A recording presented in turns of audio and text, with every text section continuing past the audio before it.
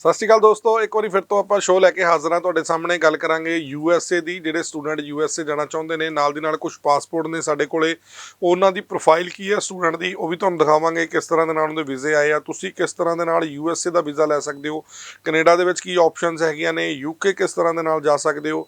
ਤੇ ਸਾਡੇ ਨਾਲ ਅਗਲੇ 25 ਤੋਂ 30 ਮਿੰਟ ਬਣੇ ਰਹਿਣਗੇ ਕਰਨ ਬੰਤਾ ਜੀ ਸਵਿਫਟ ਮੂਵ ਤੋਂ। ਬਹੁਤ ਬਹੁਤ ਸਵਾਗਤ ਹੈ ਸਰ। ਸਤਿ ਸ਼੍ਰੀ ਅਕਾਲ ਜੀ। ਸਤਿ ਸ਼੍ਰੀ ਅਕਾਲ ਜੀ। ਮੈਂ ਦਰਸ਼ਕਾਂ ਨੂੰ ਦੱਸਣਾ ਚਾਹੂੰਗਾ, ਜੇਕਰ ਤੁਹਾਡਾ ਕੋਈ ਵੀ ਸਵਾਲ ਹੈ ਸਟੱਡੀ ਵੀਜ਼ਾ ਦੇ ਲਈ, ਤੁਸੀਂ ਕਾਲ ਕਰ ਸਕਦੇ ਹੋ। ਸਕਰੀਨ ਦੇ ਉੱਤੇ ਨੰਬਰ ਆ ਰਿਹਾ। ਸਵਿਫਟ ਮੂਵ ਤੋਂ ਕਰਨ ਬੰਤਾ ਜੀ ਦੀ ਪੂਰੀ ਟੀਮ ਹੈ ਜਿਹੜੇ ਤੁਹਾਡੇ ਸਵਾਲਾਂ ਦੇ ਜਵਾਬ ਦੇਣ ਲਈ ਬਿਲਕੁਲ ਤਿਆਰ ਹੈ ਸਰ। ਸਭ ਤੋਂ ਪਹਿਲਾਂ ਆਪਾਂ ਇੱਥੋਂ ਸ਼ੁਰੂ ਕਰਦੇ ਹਾਂ। ਮੇਰੇ ਕੋਲੇ ਆ 2 ਪਾਸਪੋਰਟ ਹੈਗੇ ਆ, ਤੇ ਇੱਕ ਹੈਗਾ, ਇਹ ਆਪਾਂ ਦੇਖ ਲੈਂਦੇ ਹਾਂ। ਵੈਸੇ ਮੈਨੂੰ ਨਾ ਭਾਈ ਨੇ ਜਿਵੇਂ ਹੁਣੇ ਪਹਿਲਾਂ ਆਪਾਂ ਖੋਲ੍ਹ ਕੇ ਦੇਖਿਆ ਤਾਂ ਜਸਕਰਨ ਦਾ ਹੈਗਾ ਇੱਕ, ਔਰ ਇੱਕ ਹੈਗਾ ਮੁਸਕਾਨ ਦਾ। ਇਹਨਾਂ 2 ਸਟੂਡੈਂਟ ਦੇ ਜਿਹੜੇ ਵੀਜ਼ੇ ਨੇ ਆਏ ਆ, ਔਰ ਵੱਡੀ ਗੱਲ ਹੈ ਜਿਹੜੇ ਦੋਵੇਂ ਵੀਜ਼ੇ ਨੇ ਇਹ USA ਦੇ ਆਏ ਆ। USA ਦੇ ਆਏ ਨੇ, ਔਰ ਬਹੁਤ ਹੀ ਘੱਟ ਟਾਈਮ ਦੇ ਵਿੱਚ ਜਿਹੜੇ ਵੀਜ਼ੇ ਨੇ ਲੱਗੇ ਨੇ। ਤੁਸੀਂ ਦੇਖ ਸਕਦੇ ਹੋ ਇਹਨੂੰ ਵੀਜ਼ੇ ਜਿਹੜੇ ਆ ਰਹੇ ਆ ਇਹਦੇ ਤੇ। ਔਰ ਇਹ ਹੈਗਾ ਮੁਸਕਾਨ ਦਾ ਪਾਸਪੋਰਟ। ਇਹਨਾਂ ਦੋਨਾਂ ਦੀ ਕੀ ਪ੍ਰੋਫਾਈਲ ਸੀਗੀ, ਆਪਾਂ ਇਹ ਵੀ ਭਾਜੀ ਨੂੰ ਪੁੱਛਦੇ ਹਾਂ। ਤੇ ਕਿੰਨੇ ਟਾਈਮ 'ਚ ਇਹਨਾਂ ਦਾ ਵੀਜ਼ਾ ਲੱਗਾ, ਕਿਵੇਂ ਇਹਨਾਂ ਨੇ ਅਪਲਾਈ ਕੀਤਾ, ਸਾਰੀਆਂ ਗੱਲਾਂ ਬਾਤਾਂ ਆਪਾਂ ਜਿਹੜੀਆਂ ਇਹਨਾਂ ਨਾਲ ਕਰਦੇ ਹਾਂ। ਸਰ ਪਹਿਲਾਂ ਤਾਂ ਜਸਕਰਨ ਜੀ ਬਾਰੇ ਦੱਸੋ, ਕੀ ਪ੍ਰੋਫਾइल सी स्टूडेंट दी ते कदों तुहाडे को आए सी? देखिए, जसकरण की जो प्रोफाइल थी, +2 बच्चा है। +2 के बाद बच्चा हमारे पास आया था 5.5 बैंड लेकर कि मुझे कनाडा जाना है, क्योंकि पैकेज करना है। 5.5 बैंड पे आज कनाडा के वीजे लग रहे हैं। मैंने इसे कनाडा से मोल्ड किया था USA में। USA में ओवरऑल 5.5 बैंड पर मैंने इसका वीज़ा लिया है। कैलिफोर्निया भेजा इस बच्चे को, कैलिफोर्निया में पढ़ने जा रहा है ये बच्चा। मुस्कान की बात करूं, वो विदाउट आइल्स बच्चा है। Medium of instruction letter base पे, MOI लेटर पर हमने उसका वीजा लिया है। विदाउट आइल्स इसका वीजा आया है। इसको भी हमने कैलिफोर्निया में वीजा लेकर दिया है। अगर कोई जानना चाह रहा है यूनिवर्सिटी के बारे में, वो मुझसे एक बार जरूर फोन पे बात करे कि किस यूनिवर्सिटीज में हमने इन बच्चों को वीजा लेकर दिया है। इन बच्चों की अगर मैं बात करूं, इन बच्चों की ऑफर लेटर हमने मंगवा के दी है 8 दिन में। I-20 मैक्सिमम 21 दिन में आ जाएगी आपके पास, और इंटरव्यू की डेट्स हम आपको प्रायोरिटी बेसिस पर लेकर देंगे। बहुत कम खर्चे में, सिर्फ और सिर्फ 4 से 5 लाख रुपए में, अगर आप USA पढ़ना जाना चाहते हो और सपना देख रहे हो कि आपकी सेटलमेंट भी जल्दी हो जाए, तो जरूर एक बार स्विफ्ट मूव इमिग्रेशन में फोन करना, ताकि आप भी मुस्कान और जसकरण की तरह अपना वीजा ले सको और अपने USA जाने का सपना पूरा कर सको। ਬਿਲਕੁਲ। ਜਿਹੜੇ ਵੀ ਦਰਸ਼ਕ ਨੇ USA ਜਾਣਾ ਚਾਹੁੰਦੇ ਨੇ, 2024 ਦੇ ਵਿੱਚ +2 ਕੀਤੀ ਹੈ, ਆਈਲੈਟਸ ਦੀ ਤਿਆਰੀ ਕਰ ਰਹੇ ਹੋ, PT ਕਰਨ ਦੀ ਜਿਹੜੀ ਤਿਆਰੀ ਹੈ, ਜਾਂ ਜਿਹੜੀਆਂ ਸੋਚ ਰਹੇ ਹੋ ਕਿਸ ਤਰ੍ਹਾਂ ਦੇ ਨਾਲ ਜਾਇਆ ਜਾਵੇ। ਪਰ ਇਹ ਮੇਰਾ ਇੱਕ ਸਵਾਲ ਇੱਥੇ ਵੀ ਬਣਦਾ ਸਰ, 23 ਵਾਲੇ ਵੀ ਜਾ ਸਕਦੇ, ਔਰ ਜਿਹੜੇ 24 ਵਾਲੇ ਪਾਸ ਨੇ ਆਈਲੈਟਸ ਔਰ PT ਤੋਂ ਬਿਨਾ डायरेक्टली अप्लाई कर सकते हैं? नहीं, आप USA की बात कर रहे हैं। USA में तो आप 20 साल का गैप है, तब भी आप +2 के बाद भी जा सकते हैं। आपने +2 कर लिया 2004 में, आपने +2 कर लिया 2005 में, बट गैप जस्टिफिकेशन आपके पास है। आपके पास आइल्स भी नहीं है, बट आप कह रहे हो कि मुझे पढ़ने के लिए बाहर जाना है, क्योंकि वर्क परमिट पे धोखा मिल रहा है बच्चों को। विजिटर वीजा +2 वाले का बहुत इजीली नहीं लगता, बट आप कह रहे हो मुझे जाना है USA पढ़ने के लिए। हाँ जी, 20 साल के गैप के साथ भी +2 वाला बच्चा USA में पढ़ने के लिए जा सकता है। ग्रेजुएशन वाला बच्चा भी सेम, जितना मर्जी गैप हो, पढ़ने के लिए जा सकता है। इसमें हम 23-24 की कोई बात नहीं करेंगे। मैं 2004 या 2005 की बात करूंगा कि उस टाइम का बच्चा अब USA में पढ़ाई करने के लिए जा सकता है। आइलेट्स से कितने बैंड? विदाउट आइलेट्स है? विदाउट आइल्स, बिल्कुल विदाउट आइल्स है। सिर्फ एक रिक्वायरमेंट है, बच्चे की जो प्रीवियस स्टडीज है वो इंग्लिश में होनी चाहिए। ऐसा नहीं होना चाहिए कि बच्चे ने पंजाबी, हिंदी, गुजराती या हिमाचली बोर्ड से पढ़ा हो। बच्चे को पढ़ना पढ़े, चाहे वो हरियाणा बोर्ड से, चाहे वो पंजाब बोर्ड से, बट उसका जो मीडियम ऑफ इंस्ट्रक्शन है वो इंग्लिश होना चाहिए, क्योंकि हमें उसके स्कूल से मीडियम ऑफ इंस्ट्रक्शन लेटर चाहिए होगा, वरना वो USA अप्लाई नहीं कर पाएगा। बट साथ साथ मैं आपको ये भी अपडेट दे दूं, PT वाला बच्चा जो कहता है जी PT में उसके बैंड ही नहीं आ रहे, 45 नंबर 50 नंबर रह जा रहे हैं, मैं ये भी अपडेट कर देता हूं नेशनल चैनल पर, अगर किसी के PT में 39 नंबर है, 39 नंबर है, वो USA में on the basis of PT apply कर सकता है। जरूरत ही नहीं है उसको किसी मीडियम ऑफ इंस्ट्रक्शन लेटर लेने की। 39 नंबर PT के साथ वो अपना USA का वीजा ले सकता है। और वो भी मैंने लास्ट टाइम भी अपडेट किया था, वो भी ऐसे कोर्सेज में जहां पर आपको वर्क परमिट मिलेगा। स्टेम एक्सटेंशन के कोर्स में 39 नंबर के साथ वो अप्लाई कर सकता है। ਬਿਲਕੁਲ ਬਿਨਾ ਆਈਲੈਟਸ ਤੋਂ ਤੁਸੀਂ ਯੂਐਸਏ ਜਾ ਸਕਦੇ ਹੋ। ਨਾਲ ਦੀ ਨਾਲ ਜੇ ਕਿਸੇ ਦੇ ਜਿਵੇਂ ਭਾਈ ਨੇ ਕਿਹਾ 39 ਸਕੋਰ ਹੈਗੇ ਪੀਟੀ ਦੇ ਵਿੱਚ ਤੁਹਾਡੇ, ਬਹੁਤ ਕਰ ਤੁਹਾਨੂੰ ਇੰਗਲਿਸ਼ ਆਉਣੀ ਚਾਹੀਦੀ ਹੈ, ਵਧੀਆ ਬੋਰਡ ਤੋਂ ਤੁਸੀਂ ਜਿਵੇਂ ਵਧੀਆ ਨੰਬਰ ਤੁਹਾਡੇ ਹੋਣੇ ਚਾਹੀਦੇ ਆ, ਤਾਂ ਤੁਸੀਂ ਬਿਨਾ ਆਈਲੈਟਸ ਤੋਂ ਯੂਐਸਏ ਦੇ ਲਈ ਅਪਲਾਈ ਕਰ ਸਕਦੇ ਹੋ। ਬਹੁਤ ਸਾਰੇ ਸਟੂਡੈਂਟ ਨੇ ਜਿਨ੍ਹਾਂ ਰੀਸੈਂਟ ਪਾਸ ਨੇ ਜਾਂ ਜਿਨ੍ਹਾਂ ਦੇ ਐਗਜ਼ਾਮ ਹੋਏ ਆ, ਤਾਂ ਤੁਸੀਂ ਉਸ ਤੋਂ ਪਹਿਲਾਂ ਤਿਆਰੀਆਂ ਕਰ ਸਕਦੇ ਹੋ, ਜਿਨ੍ਹਾਂ ਨੂੰ ਤੁਹਾਡੇ ਰਿਜ਼ਲਟ ਆਉਣੇ ਆ। ਕਿਸ ਤਰ੍ਹਾਂ ਦੇ ਨਾਲ ਤੁਸੀਂ ਵਿਦੇਸ਼ ਜਾ ਕੇ ਆਪਣਾ ਭਵਿੱਖ ਨੂੰ ਸੁਨਹਿਰੀ ਬਣਾ ਸਕਦੇ ਹੋ। ਨਾਲ ਦੀ ਨਾਲ ਆਪਾਂ ਯੂਐਸਏ ਦੇ ਇਨਟੇਕ ਦੀ ਗੱਲ ਕਰਦੇ ਹਾਂ। ਸਰ ਕਿਹੜਾ ਇਨਟੇਕ ਇਸ ਟਾਈਮ ਅਵੇलेबल हैगा? यूएसए में अभी हमारे पास अगस्त इनटेक, सितंबर इनटेक दोनों चल रहे हैं। जनवरी इनटेक के लिए भी एडमिशंस होनी शुरू हो चुकी हैं।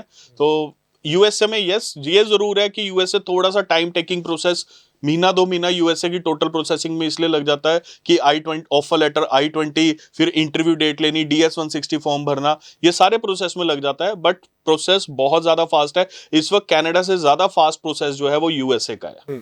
ਬਿਲਕੁਲ ਯੂਐਸਏ ਦੇ ਵਿੱਚ ਬਹੁਤ ਫਾਸਟ ਪ੍ਰੋਸੈਸ ਹੈ। ਪਰ ਨਾਲ ਦੀ ਨਾਲ ਸਰ ਇੱਕ ਹੋਰ ਗੱਲ ਹੈ, ਯੂਐਸਏ ਦੇ ਵਿੱਚ ਤਾਂ ਕਹਿੰਦੇ ਸਲੋਟਸ ਹੀ ਨਹੀਂ ਮਿਲ ਰਹੇ, ਇੰਟਰਵਿਊਜ਼ ਦੀਆਂ ਡੇਟਸ ਨਹੀਂ ਮਿਲ ਰਹੀਆਂ, ਸਟੂਡੈਂਟ ਨੂੰ I-20s ਨਹੀਂ ਆ ਰਹੀਆਂ, 2-2 3-3 ਮਹੀਨੇ ਵੇਟ ਕਰਨਾ ਪੈ ਰਿਹਾ। ਸਵਿਫਟ ਮੂਵ ਕਿੰਨੇ ਟਾਈਮ ਦੇ ਵਿੱਚ ਸਟੂਡੈਂਟ ਨੂੰ I-20 ਦਵਾਊਗਾ ਔਰ ਕਿੰਨੇ ਟਾਈਮ ਦੇ ਵਿੱਚ ਜਿਹੜਾ ਸਲੋਟਸ ਨੇ ਇੰਟਰਵਿਊਜ਼ ਦੇ ਖਾਸ ਤੌਰ ਤੇ ਮਿਲ ਸਕਦੇ? देखिए, इंटरव्यू के स्लॉट्स अप्रैल ऑनवर्ड स्टूडेंट को मिल रहे हैं।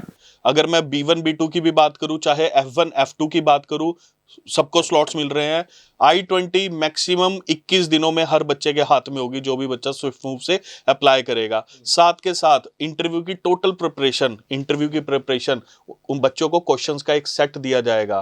इंटरव्यू में क्या पूछा जाएगा, जो बच्चे मेरे इंटरव्यू देके आ चुके हैं, जो बच्चे वीजा ले चुके हैं, उनसे भी हमने एक्सपीरियंस लिया कि आपसे क्या पूछा गया है। देखिए, एक्सपीरियंस के साथ ही जिस कंसल्टेंसी के पास इंटरव्यू तैयारी जो करवा रहा है कंसल्टेंसी आपके, उसके बच्चों के वीजे लगे होंगे, तभी आपको पता लगेगा कि कैसे क्वेश्चंस इंटरव्यू में पूछे जाएंगे।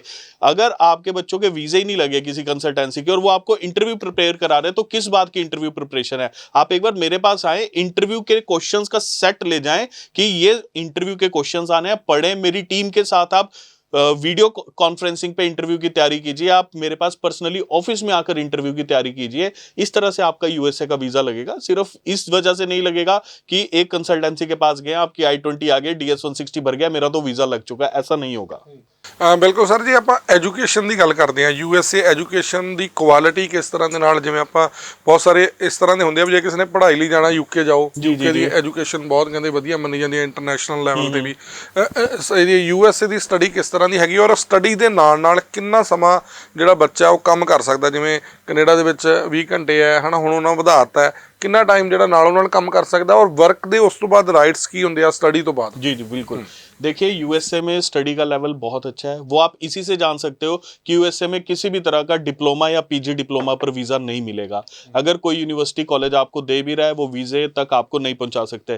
या तो आप बैचलर डिग्री लेकर जाओ या मास्टर डिग्री लेकर जाओ, तभी आपको पहली बार वीज़ा मिलेगा। और I-20 भी आपकी उसी यूनिवर्सिटी से प्रायोरिटी पर आएगी अगर आप डिग्री कोर्सेज के लिए जा रहे हो। दूसरी बात, अगर मैं यूएसए में बात करूँ, silicon valley is in USA, जो कि सबसे बड़ा दुनिया का IT हब है, वो यूएसए के अंदर है। जो बच्चा पढ़ना चाह रहा है आईटी के कोर्सेज, अगर मैं बात करूं डॉक्टरेट्स की, यूएसए के पास सबसे ज्यादा है। अगर मैं बात करूं किसी भी तरह के मेडिकल इक्विपमेंट की, आज हमारे इंडिया से भी या वर्ल्ड की किसी भी कंट्री से मैक्सिमम लोग यूएसए में अपना इलाज कराने जाते हैं। क्यों? क्योंकि वहां पर जितने इक्विपमेंट है वो लेटेस्ट है और टेक्नोलॉजी सबसे फास्ट ड्रिवन है वहां पर। ये तो हो गई हमारे टेक्नोलॉजी और पढ़ाई के लेवल की बात। दूसरी बात जो आपने मुझसे पूछी कि कितने वर्किंग राइट्स मिलते हैं और पढ़ाई करने के बाद उसका क्या रहेगा, कैसे उसको PR तक या ग्रीन कार्ड तक पहुंच सकता है बच्चा। 20 घंटे पढ़ाई के साथ साथ यूएसए में भी बच्चा काम कर सकता है, ठीक है। उसको अपने यूनिवर्सिटी से एक लेटर लेना होता है, वो हम पूरा गाइड करेंगे बच्चे को कि कैसे करना होता है, क्या लेना होता है। 5 साल का इकट्ठा वीजा स्टैंप होता है यूएसए में। अगर आप 2 साल की मास्टर डिग्री करने जा रहे हो तब भी 5 साल का ही वीजा एक्सटेंड होता है आपका। अगर आप स्टेम एक्सटेंशन के कोर्स में जा रहे हो, इसमें अगर की कोई बात ही नहीं है, आपको जाना ही स्टेम एक्सटेंशन के कोर्सेज में पड़ेगा। अगर आपको यूएसए में वर्क परमिट चाहिए, उसके बाद आप ग्रीन कार्ड के लिए अपने पेपर डाल सकते हो, उसके लिए आपको स्टेम एक्सटेंशन के कोर्सेज में पढ़ना जरूरी है। आप किसी भी 3rd ग्रेड कॉलेज या 3rd ग्रेड कोर्स में जाकर आप सोचो कि ग्रीन कार्ड तक ले जाओगे तो पॉसिबल ही नहीं है। अच्छे तरीके से जाओ, डिग्री कोर्सेज लेकर जाओ, वर्क परमिट लो, ग्रीन कार्ड के लिए जाओ। सेटलमेंट जितनी कनाडा या यूके में है वैसी ही सेटलमेंट बच्चे की यूएसए में भी बहुत ईजिली हो जाएगी।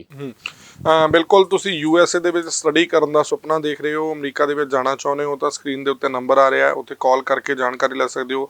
ਕਰਨ ਸਰ ਨੂੰ ਮਿਲਣਾ ਚਾਹੁੰਦੇ ਹੋ, ਫੇਜ਼ 7 ਮੋਹਾਲੀ ਦੇ ਵਿੱਚ ਪਹੁੰਚ ਕੇ ਤੁਸੀਂ ਇਹਨਾਂ ਨੂੰ ਮਿਲ ਸਕਦੇ ਹੋ। ਪਹਿਲਾਂ ਅਪਾਇੰਟਮੈਂਟ ਲਓ, ਉਸ ਤੋਂ ਬਾਅਦ ਆ ਕੇ ਮਿਲੋ, ਇਹਨਾਂ ਦੀ ਐਕਸਪਰਟ ਟੀਮ ਨਾਲ ਗੱਲ ਕਰ ਸਕਦੇ ਹੋ। ਬਹੁਤ ਦੂਰ ਬੈਠੇ ਹੋ, ਮੋਹਾਲੀ ਨਹੀਂ ਆ ਸਕਦੇ, ਵੀਡੀਓ ਕਾਨਫਰੰਸ ਰਾਹੀਂ ਵੀ ਤੁਸੀਂ ਇਹਨਾਂ ਨਾਲ ਰਾਬਤਾ ਕਾਇਮ ਕਰ ਸਕਦੇ ਹੋ ਔਰ ਜਿਹੜੀ ਜਾਣਕਾਰੀ ਹੈ ਲੈ ਸਕਦੇ ਹੋ। ਅਸੀਂ ਹਮੇਸ਼ਾ ਗੱਲ ਕਰਦੇ ਹੁੰਦੇ ਹਾਂ ਕਿ ਤੁਸੀਂ ਜਦੋਂ ਵਿਦੇਸ਼ ਜਾਂਦੇ ਹੋ ਤਾਂ ਕੰਸਲਟੈਂਟ ਦਾ ਚੂਜ਼ ਹੈ ਬਹੁਤ ਹੀ ਧਿਆਨ ਨਾਲ ਕਰਨਾ ਚਾਹੀਦਾ ਹੈ। ਕੰਸਲਟੈਂਟ ਨੂੰ ਕਿੰਨਾ ਪਤਾ ਹੈ, ਕਿੰਨੀ ਨੌਲੇਜ ਹੈ, ਕਿੰਨੇ ਲੰਮੇ ਸਮੇਂ ਤੋਂ ਕੰਮ ਕਰ ਰਿਹਾ।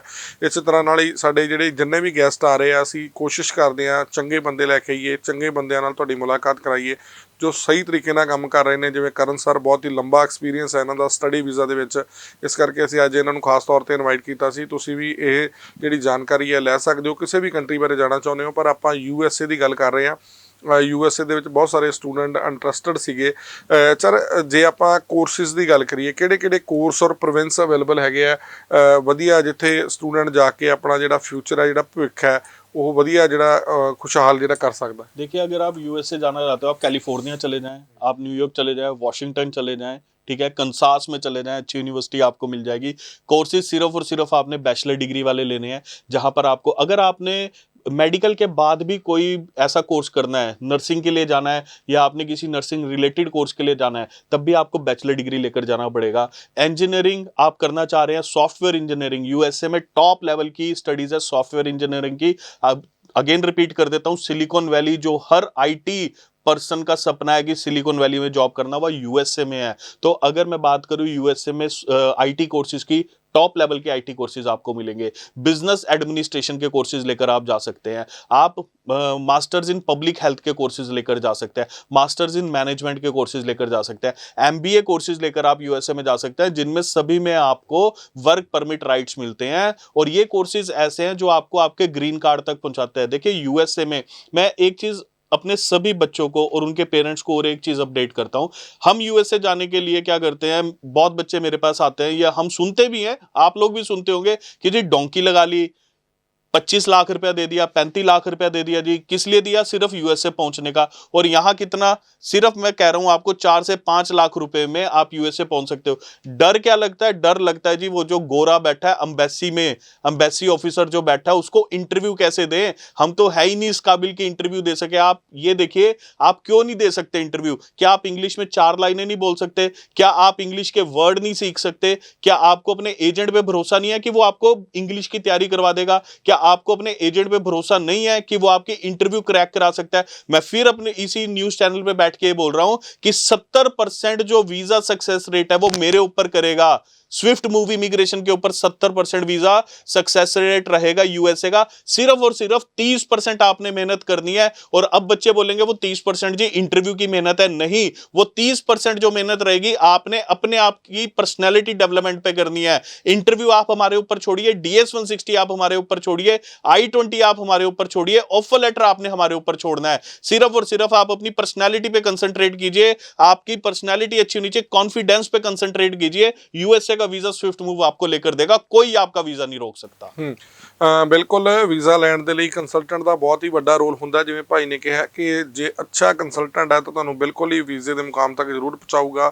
ਵੀਜ਼ਾ ਬੇਸ਼ੱਕ ਦੀ ਐਮਬੈਸੀ ਨੇ ਦੇਣਾ ਹੁੰਦਾ, ਪਰ ਕੰਸਲਟੈਂਟ ਦਾ ਰੋਲ ਹੈ ਮੇਨ ਅਦਾ ਹੁੰਦਾ ਕਰਦਾ ਉਹ ਵਿੱਚ, ਕਿਸ ਤਰ੍ਹਾਂ ਦੇ ਨਾਲ ਤੁਸੀਂ ਕੀ ਡਾਕੂਮੈਂਟਸ ਲਾਉਣੇ ਹੈ, ਕਿਸ ਤਰ੍ਹਾਂ ਦੇ ਨਾਲ ਤੁਸੀਂ ਕਿਹੜਾ ਕੋਰਸ ਲੈਣਾ ਹੈ, ਰੈਲੇਵੈਂਟ ਕੋਰਸ ਹੈਗਾ ਕਿ ਨਹੀਂ ਹੈਗਾ, ਹੈ ਨਾ। ਇਹ ਸਾਰਾ ਕੁਝ ਦੇਖ ਕੇ ਹੀ ਤੁਹਾਨੂੰ ਜਿਹੜਾ ਪ੍ਰੋਪਰ ਤਰੀਕੇ ਨਾਲ ਫੰਡਸ ਕਿਸ ਤਰ੍ਹਾਂ ਦੇ ਨਾਲ ਦਿਖਾਉਣੇ ਆ ਵੀ ਇੰਨੇ ਫੰਡ ਸਾਡੇ ਕੋਲ ਹੈਗੇ, ਅਸੀਂ ਬੱਚੇ ਨੂੰ ਜਿੱਥੇ ਸਟੱਡੀ ਕਰਾ ਸਕਦੇ ਹਾਂ। ਆਪਾਂ USA ਦੀ ਗੱਲ ਕਰ ਰਹੇ ਹਾਂ। USA ਸਟੱਡੀ ਵੀਜ਼ਾ ਤੇ ਜੇਕਰ ਤੁਸੀਂ ਜਾਣਾ ਚਾਹੁੰਦੇ ਹੋ ਤਾਂ ਸਕਰੀਨ ਦੇ ਉੱਤੇ ਨੰਬਰ ਆ ਰਿਹਾ, ਇਸ ਦੇ ਉੱਤੇ ਕਾਲ ਕਰੋ। ਸਰ, ਜੇ ਕੋਈ ਜਿਵੇਂ ਹੁਣ ਆਪਾਂ ਕੈਨੇਡਾ ਦੇਖਦੇ ਹਾਂ, GIC ਵੱਧ ਗਿਆ ਹੈ ਨਾ, ਤਕਰੀਬਨ 25-30 ਲੱਖ ਰੁਪਈਆ ਤੁਹਾਨੂੰ ਚਾਹੀਦਾ ਜੇ ਕਿਸੇ ਨੇ USA ਜਾਣਾ ਹੈ ਨਾ, ਆਪਣਾ ਕੈਨੇਡਾ ਦੇ ਵਿੱਚ ਜਾਣਾ ਹੈ ਨਾ, GIC ਵਧਣ ਤੋਂ ਬਾਅਦ। ਤੇ ਨਾਲ ਦੀ ਨਾਲ ਜੇ ਆਪਾਂ USA ਫੰਡਸ ਨੂੰ ਲੈ ਕੇ ਵੀ, ਜੇ ਆਪਾਂ ਆਸਟ੍ਰੇਲੀਆ ਦੀ ਗੱਲ ਕਰੀਏ, ਬਹੁਤ ਸਟ੍ਰਿਕਟ ਹੈ ਨਾ। USA ਦੇ ਵਿੱਚ ਫੰਡਸ ਕਿਸ ਤਰ੍ਹਾਂ ਦੇ ਨਾਲ ਸ਼ੋਅ ਕਰਨੇ ਪੈਂਦੇ ਆ? देखो, USA में फंड्स बच्चे के घर में ही पड़े होते हैं। बच्चे हमारे पास भी आते हैं कि सर फंड्स तो हमारे पास है नहीं, हम USA जा ही नहीं सकते। एक दिन पुरानी फंडिंग चाहिए। USA में आपको ये भी नहीं है कि फंडिंग की कोई ट्रेल देनी है कि फंडिंग आ कहाँ से रही है। एक दिन के लिए बच्चे, अगर आप एजुकेशन लोन भी ले लेते हैं, आप पर्सनल लोन, मैं लोन्स की आपको बात इसलिए बता रहा हूं कि सिर्फ एक दिन पुरानी फंडिंग चाहिए और 3 महीने में आप उस लोन से बिल्कुल फ्री हो जाएंगे। वो लोन आप वापस भी कर सकते हैं। सिर्फ और सिर्फ आपको वीजा तक वो फंडिंग रखनी है। अपनी फंडिंग आपने हमें देनी है, किसी भी टाइप की फंडिंग आप हमें दे सकते हैं। एफडी में दे सकते हैं, आप हमें सेविंग में दे सकते हैं। फंडिंग का सोर्स आपको देने की जरूरत नहीं है, सिर्फ आपने स्टेटमेंट और बैलेंस सर्टिफिकेट देना है, वो भी एक दिन पुराना। यूएसए की फंडिंग बिल्कुल मुश्किल नहीं है। जो कहते हैं जी यूएसए में फंड्स के नाम पे पैसा लेना चाहते हैं 2-2 3-3 लाख रुपए, ऐसा नहीं है। एक बार स्विफ्ट मूव इमिग्रेशन में विजिट कीजिए, आपको हम फंडिंग का भी पूरी कैलकुलेशन बता देंगे कि फंड्स शो कैसे कर सकते हैं आप। ਬਿਲਕੁਲ ਹਰੇਕ ਚੀਜ਼ ਦੀ ਤੁਹਾਨੂੰ ਜਾਣਕਾਰੀ ਦਿੱਤੀ ਜਾਊਗੀ। ਜਿਵੇਂ ਕਿ ਸਰ ਨੇ ਹੁਣੇ ਇੰਟਰਵਿਊ ਦੀ ਗੱਲ ਕੀਤੀ ਹੈ, ਜਦੋਂ ਯੂਐਸਏ ਦੀ ਗੱਲ ਆਉਂਦੀ ਹੈ ਨਾ, ਹਰ ਬੱਚਾ ਇੰਟਰਵਿਊ ਤੋਂ ਘਬਰਾ ਜਾਂਦਾ ਵੀ ਯਾਰ ਮੇਰਾ ਇੰਟਰਵਿਊ ਹੋਊਗਾ, ਕਿਸ ਤਰ੍ਹਾਂ ਦੇ ਸਵਾਲ ਹੋਣਗੇ, ਮੇਰੇ ਕੋਲ ਪਾਸ ਨਹੀਂ ਹੋਣਾ। ਬੇਸ਼ੱਕ ਦੀ 40 ਤੋਂ 50 ਲੱਖ ਦੇਣਾ ਉਹਨੂੰ ਸੌਖਾ ਲੱਗਦਾ, ਪਰ ਇੱਕ ਇੰਟਰਵਿਊ ਤੋਂ ਇੰਨਾ ਘਬਰਾ ਜਾਂਦਾ ਕਿ ਉਹਦੇ ਲਈ ਇੰਨੇ ਡਬਲ ਟ੍ਰਿਪਲ ਪੈਸੇ ਦੇ ਦਿੰਦਾ। ਤੇ ਜਿਸ ਤੋਂ ਬਾਅਦ ਜੇ ਤੁਸੀਂ ਸਟੱਡੀ ਤੇ ਜਾਂਦੇ ਹੋ, ਇੰਟਰਵਿਊ ਦੀ ਤਿਆਰੀ ਤੁਹਾਨੂੰ ਸਵਿਫਟ ਮੂਵ ਕਰਾਊਗਾ ਤਾਂ ਬਹੁਤ ਛੇਤੀ ਤੁਸੀਂ ਵੀਜ਼ੇ ਦੇ ਮੁਕਾਮ ਤੱਕ ਪਹੁੰਚ ਸਕਦੇ ਹੋ।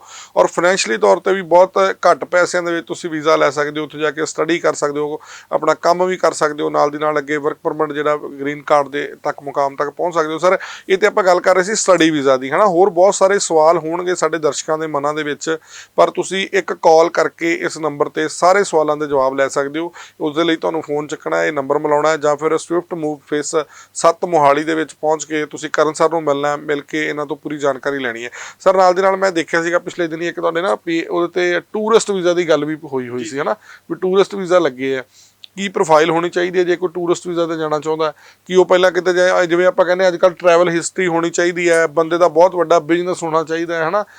ਕਿਸ ਤਰ੍ਹਾਂ ਦੇ ਨਾਲ ਤੁਸੀਂ ਪ੍ਰੋਫਾਈਲ ਦੇਖਦੇ ਹੋ ਵੀ ਇਹ ਪ੍ਰੋਫਾਈਲ ਹੈ ਤਾਂ ਤੁਸੀਂ ਯੂਐਸਏ ਟੂਰਿਸਟ ਲਈ ਜਾ ਸਕਦੇ ਹੋ? देखिए, हर कंट्री का टूरिस्ट वीज़ा का अपना फॉर्मेट है, उनकी अपनी रिक्वायरमेंट है।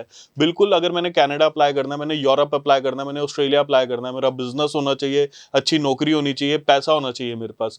अगर मैंने यूएसए में अपना टूरिस्ट वीज़ा अप्लाई करना है, मेरे को किसी तरह के फंड्स शो नहीं करने, मैं कैमरे पर बैठकर बोल रहा हूँ, मुझे किसी तरह के फंड शो करने की ज़रूरत नहीं है। फंड्स के नाम पे पैसा देना बंद कर दो टूरिस्ट वीज़ा यूएसए के लिए। सिर्फ और सिर्फ आपने DS-160 फॉर्म भरना है। DS-160 फॉर्म में अपनी सारी इंफॉर्मेशन हमें आपने करेक्टली देनी है। DS-160 फॉर्म हम भरेंगे, आपको एक बार चेक करवाया जाएगा DS-160 फॉर्म। उसके बाद आपने एम्बेसी फीस जो कि 15,400 रुपये, $185 रहेगी, आपने एक्सिस बैंक में जाकर जमा कर देनी है। हम आपको उसका एक रिसीट काट के देंगे। उसके बाद आपका इंटरव्यू शेड्यूल करवाया जाएगा। इंटरव्यू शेड्यूल करवाने के बाद आपको प्रॉपर तैयारी करवाई जाएगी। यूएस एम्बेसी में आपने कोई बहुत मोटी फाइल नहीं लेके जानी, सिर्फ एक पासपोर्ट लेकर जाना है और वही पासपोर्ट आपको वीजा दिलवाएगा। क्योंकि जो इंटरव्यू के क्वेश्चंस होंगे वो मेन है। जो आपसे पूछे जाएंगे, क्यों जा रहे हो, कहां जा रहे हो, किस लिए जा रहे हो, वो उसी का आंसर देना है आपने इस चीज का आंसर थोड़ी देना है कि फंड्स पड़े हैं नहीं पड़े हैं, क्योंकि फंडिंग मैंडेटरी नहीं है यूएसए टूरिस्ट वीजा के लिए। मैं फिर बोल रहा हूं, फंडिंग मैंडेटरी नहीं है यूएसए टूरिस्ट वीजा के लिए, फंडिंग मैंडेटरी है यूएसए स्टडी वीजा के लिए। ਤੇ ਸਰ ਕਿਹੜੇ ਜਾ ਸਕਦੇ ਆ? ਮੰਨ ਲਓ ਹੁਣ ਕੋਈ ਜੌਬ ਕਰ ਰਿਹਾ, ਕੋਈ ਖੇਤੀਬਾੜੀ ਕਰ ਰਿਹਾ, ਇਨਕਮ ਮਤਲਬ ਹਾਂ ਇਨਕਮ ਮਿਨੀਮਮ ਕਿੰਨੀ, ਜਾਂ ਆਪਾਂ ਦੇਖਦੇ ਨੇ ਵੀ ਯਾਰ ਹਰੇਕ ਨੂੰ ਤਾਂ ਮਿਲੂਗਾ ਨਹੀਂ ਵੀਜ਼ਾ, ਪਰ ਫਿਰ ਵੀ ਇਨਕਮ ਕਿਸ ਤਰ੍ਹਾਂ ਦੇ ਨਾਲ ਹੋਣੀ ਚਾਹੀਦੀ ਹੈ ਵੀ ਯਾਰ ਇੰਨਾ ਕਿ ਤੁਸੀਂ ਕਮਾ ਰਹੇ ਹੋ, ਤੁਹਾਡੀ ਫੈਮਿਲੀ ਇਸ ਤਰ੍ਹਾਂ ਦੇ ਨਾਲ ਹੈ, ਤੁਸੀਂ ਇਕੱਲੇ ਅਪਲਾਈ ਕਰੋ, ਕਿਵੇਂ ਅਪਲਾਈ ਕਰੇ ਵੀ ਟੂਰਿਸਟ ਵੀਜ਼ਾ ਜਿਹੜਾ ਉਹਨਾਂ ਨੂੰ ਮਿਲ ਸਕਦਾ? देखिए, बिल्कुल आपकी बात भी बिल्कुल जेन्युइन है कि ऐसे तो हर एक को वीजा नहीं मिलेगा। देखिए, अगर कोई 18 साल का बच्चा है, वो कहता है जी मैंने टूरिस्ट वीजा यूएस से जाना है, वो उसको वीजा नहीं मिलेगा। अब कोई कहता है गवर्नमेंट सर्विस में पर्सन है, वो कहता है मैंने अपनी वाइफ के साथ घूमने के लिए जाना है, उनके पास एनओसी है गवर्नमेंट की तरफ से, उनके पास फंड्स हैं, उनकी सैलरी आ रही है, बिल्कुल उनको वीजा मिलेगा। मैं अगेन कह रहा हूं, मैंने वो शो नहीं करना है, फंडिंग आपने लेकर नहीं जानी है, बट हमने आपके सारे जो गवर्नमेंट सर्विस की छोटी से छोटी डिटेल है वो DS-160 फॉर्म में भरनी है, वहीं से उन्होंने पिक करनी है। कोई एग्रीकल्चरिस्ट है, उसका हम पूरा एग्रीकल्चर का DS-160 फॉर्म में लिखेंगे, वो वहीं से पिक करेंगे। कोई बिजनेसमैन है, उसके पूरे बिजनेस की डिस्क्रिप्शन हम देंगे, वो वहीं से पिक किया जाएगा।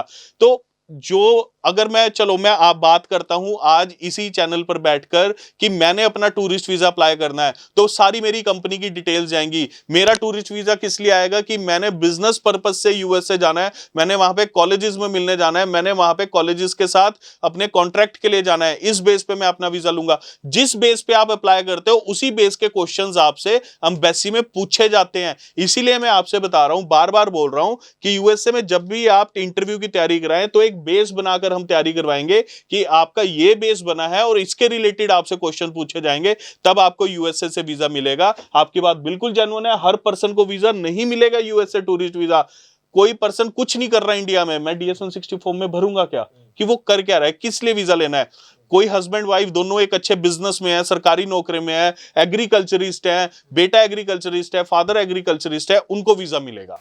ਬਿਲਕੁਲ ਆ ਦੋ ਪਾਸਪੋਰਟ ਵੀ ਤੁਹਾਨੂੰ ਅਸੀਂ ਦਿਖਾਏ ਆ ਸਾਡੇ ਹੱਥ ਦੇ ਵਿੱਚ ਨੇ ਔਰ ਇਸ ਤਰ੍ਹਾਂ ਦੇ ਬਹੁਤ ਸਾਰੇ ਪਾਸਪੋਰਟ ਨੇ ਹੁਣੇ ਆਏ ਸੀਗੇ ਭਾਜੀ ਤੇ ਨਾਲ ਸਾਡੇ ਲੈ ਕੇ ਆਏ ਆ ਤੇ ਇਹ ਤੁਹਾਨੂੰ ਦਿਖਾ ਰਹੇ ਆ ਤੇ ਨਾਲ ਦੀ ਨਾਲ ਇਹਨਾਂ ਦੀ ਪ੍ਰੋਫਾਈਲ ਡਿਸਕਸ ਕੀਤੀ ਹੈ ਕਿਸ ਤਰ੍ਹਾਂ ਦੀ ਹੈਗੀ ਹੈ। ਅਗਲਾ ਵੀਜ਼ਾ ਜਿਹੜਾ ਇਸ ਤਰ੍ਹਾਂ ਦਾ ਤੁਹਾਡੇ ਪਾਸਪੋਰਟ ਤੇ ਵੀ ਲੱਗ ਸਕਦਾ ਹੈ। ਤੁਸੀਂ ਕਾਲ ਕਰ ਸਕਦੇ ਹੋ, ਆਪਣੀ ਪ੍ਰੋਫਾਈਲ ਹੈ ਜਿਹੜੀ ਡਿਸਕਸ ਕਰ ਸਕਦੇ ਹੋ। ਹਰ ਸਟੂਡੈਂਟ ਦੀ ਪ੍ਰੋਫਾਈਲ ਜਿਹੜੀ ਹੈ ਅਲੱਗ ਹੁੰਦੀ ਹੈ।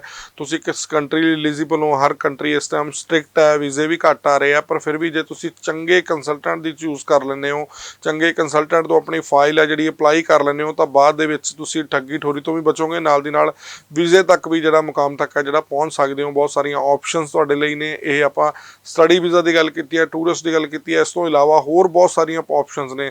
ਤੁਸੀਂ ਕਿਸ ਕੰਟਰੀ ਜਾਣਾ, ਤੁਸੀਂ ਆਈਲੈਟਸ ਨਹੀਂ ਕੀਤਾ, PT ਨਹੀਂ ਕੀਤਾ, ਕਿੱਥੇ ਤੁਸੀਂ ਜਾ ਸਕਦੇ ਹੋ, ਇਸ ਦੇ ਲਈ ਤੁਸੀਂ ਸਕਰੀਨ ਤੇ ਨੰਬਰ ਆ ਰਿਹਾ ਇਸ ਦੇ ਉੱਤੇ ਕਾਲ ਕਰ ਸਕਦੇ ਹੋ। ਹੁਣ ਆਪਾਂ ਅਗਲੀ ਕੰਟਰੀ ਦੀ ਗੱਲ ਕਰਦੇ ਹਾਂ, ਪੰਜਾਬੀਆਂ ਦੀ favourite country, dream destination Canada, है ना। ਜਦੋਂ ਕੋਈ ਗੱਲ ਕਰਦਾ ਮੈਂ ਬਾਹਰ ਜਾਣਾ ਤਾਂ ਸਭ ਤੋਂ ਪਹਿਲਾਂ ਚਾਹੇ ਬੇਸ਼ੱਕ ਦੀ ਅੱਜ ਕੱਲ੍ਹ ਆਸਟ੍ਰੇਲੀਆ ਦਾ ਬਹੁਤ ਸਾਰਾ ਰੁਝਾਨ ਹੈ, US ਦਾ ਵੀ ਸ਼ੁਰੂ ਹੋ ਚੁੱਕਾ ਹੈ, UK ਦਾ, ਪਰ ਕਿਤੇ ਨਾ ਕਿਤੇ ਪਹਿਲਾਂ ਦਿਮਾਗ 'ਚ ਨਾਮ ਜਿਵੇਂ ਅਸੀਂ ਆਪਾਂ ਪਿੰਡਾਂ ਤੋਂ ਬਲੌਗ ਕਰਦੇ ਤਾਂ ਪਹਿਲਾਂ ਕੈਨੇਡਾ ਹੀ ਆਉਂਦਾ ਹੈ। ਕਿੱਥੇ ਜਾ ਰਿਹਾ ਕਹਿੰਦੇ ਕੈਨੇਡਾ। ਤੇ ਕੈਨੇਡਾ ਲਗਾਤਾਰ ਹੀ ਜਿਵੇਂ 2024 ਸਟਾਰਟ ਹੋਇਆ ਬਹੁਤ ਜ਼ਿਆਦੀਆਂ ਇਸ ਤਰ੍ਹਾਂ ਦੀਆਂ ਜਿਹੜੀਆਂ ਉਹਨਾਂ ਦੀਆਂ ਅਨਾਊਂਸਮੈਂਟਸ ਹੋ ਰਹੀਆਂ, ਚੇਂਜਿੰਗ ਹੋ ਰਹੇ ਨੇ। ਕੈਪ ਜਿਹੜਾ ਲੱਗ ਗਿਆ, ਉਸ ਤੋਂ ਬਾਅਦ GIC ਵੱਧ ਗਿਆ, ਸਪਾਊਸ ਨੇ ਨਾਲ ਜਾਣਾ ਹੈ ਨਾ, ਉੱਥੇ ਜਾ ਕੇ ਕੰਮ ਨਹੀਂ ਮਿਲਣਾ, ਸਟੂਡੈਂਟ ਜਿਹੜਾ प्राइवेट गया उन्होंने वर्क वीजा नहीं मिलना, बहुत सारी मिथ ने ਜਿਹੜੀਆਂ कनेडा ਨੂੰ ਲੈ ਕੇ ਬਣੀਆਂ ਹੋਈਆਂ ਨੇ। ਕੀ ਕਹੋਗੇ ਇਸ ਤੇ? बिल्कुल जी, देखिए सबसे पहले तो मैं यही बोलना चाहूंगा कि हाँ, कनाडा ने इतने रूल चेंज कर दिए और एक ही साथ रूल चेंज कर दिए कि पूरी इंडस्ट्री में खलबली मची हुई है कि अब किया क्या जाए,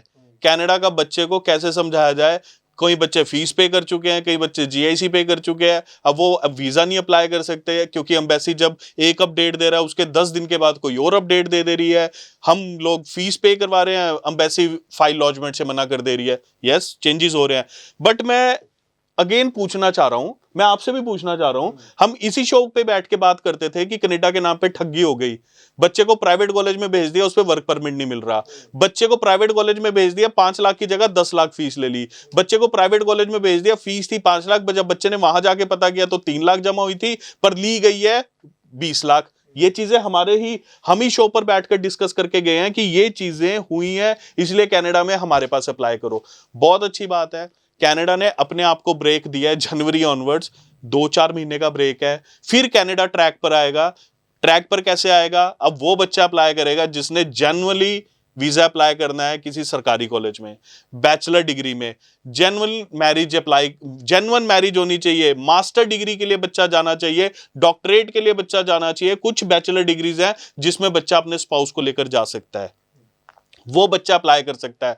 वो बच्चा अप्लाई कर सकता है जिसने PG डिप्लोमा के लिए सरकारी कॉलेज में जाना है, वो बच्चा अप्लाई कर सकता है जिसने डिप्लोमा करने के लिए सरकारी कॉलेज में जाना है। बट प्राइवेट कॉलेज बिल्कुल बंद करना था सरकार ने। ये सारा एक्शन इसीलिए लिया गया है ताकि जो प्राइवेट कॉलेज के नाम पे ठगियां हो रही थी, प्राइवेट कॉलेज के नाम पे उनके माँ बाप को से पैसे लूटे जा रहे थे, प्राइवेट कॉलेजेस के नाम पे बच्चों को कहा जा रहा था कि आपको पता नहीं हम कौन सी ऐसी कंट्री में, कनाडा से भी बड़ी कंट्री में भेज देंगे, सपने दिखाए जा रहे थे। बट वो सारा पैसा कहां जा रहा था? वो सारा पैसा बीच बचाले कहीं खत्म हो रहा था। उसी चीज को रोकने के लिए कनाडा ने ये वाला स्टेप लिया है और मेरी नजर में ये स्टेप बहुत अच्छा है।